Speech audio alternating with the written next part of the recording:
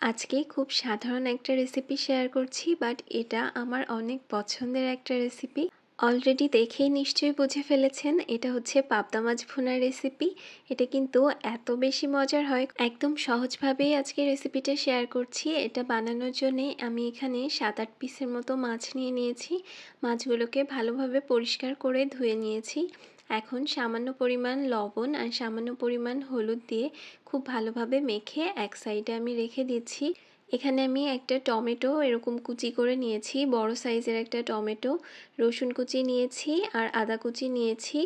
এখন একটা ব্লেন্ডার জারে নিয়ে নিচ্ছি, কারণ এগুলোকে আমি একসাথে ব্লেন্ড করে নিব। এই যে ব্লেন্ড করার পরে এরকম একটা স্মুথ পেস্ট হবে। আর এখানে লাগবে আমার হচ্ছে একটু বেশি পরিমাণে পেঁয়াজটাকে আমি এরকম মিহি কুচি করে নিয়েছি।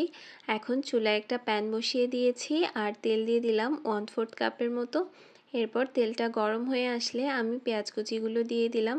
এখন চুলার জাল মিডিয়ামে রেখে আমি পেঁয়াজটাকে একদম একটু নরম হয়ে আসা পর্যন্ত ভেজে নিচ্ছি।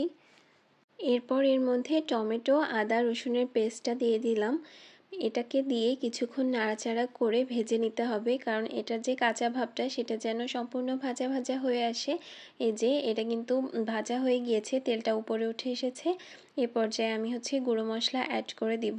এটা যদি কাঁচা থেকে যায় তাহলে কিন্তু মশলার টেস্টটা ভালো আসবে না।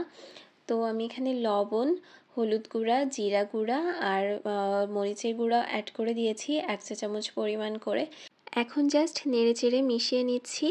তারপর এটাকে পানি দিয়ে মশলাটাকে খুব ভালোভাবে কষিয়ে নিব।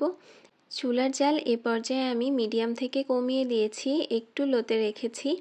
আর এখন এর মধ্যে পানি দিয়ে দিচ্ছি। আমি যে ব্লেন্ডারের মধ্যে টমেটো পেস্ট করে নিয়েছিলাম সেটা ধুয়ে একটু সামান্য পানি অ্যাড করে দিলাম। এই পানিতেই মশলাটা কিন্তু কষানো হয়ে যাবে।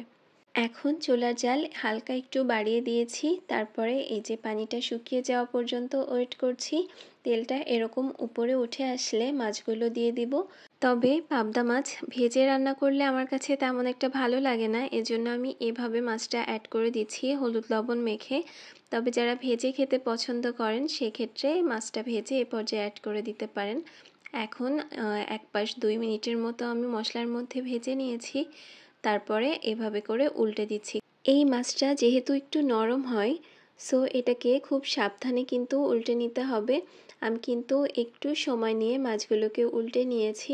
এই পাশটাও আরও 2 মিনিটের মতো আমি কষিয়ে নিয়ে এর মধ্যে 1 কাপ পরিমাণ পানি অ্যাড করে দিলাম। মাছটা সেদ্ধ হতে একদমই সময় লাগবে না, এজন্য এত কম পানি দিয়েছি। 3-4টার মতো কাঁচামরিচ অ্যাড করে দিলাম। এখন পানিটা কিছুটা শুকিয়ে আসলে ওপর দিয়ে ধনিয়া পাতা কুচি অ্যাড করে দিলাম। তারপর ঢাকনা দিয়ে ঢেকে 5 মিনিট লো হিটে রেখে দিয়েছিলাম। এই তো রেডি হয়ে গিয়েছে আমার পাবদা মাছ ভুনা। এভাবে কিন্তু বাসায় ট্রাই করে দেখতে পারেন। Thanks for watching. আল্লাহ হাফেজ।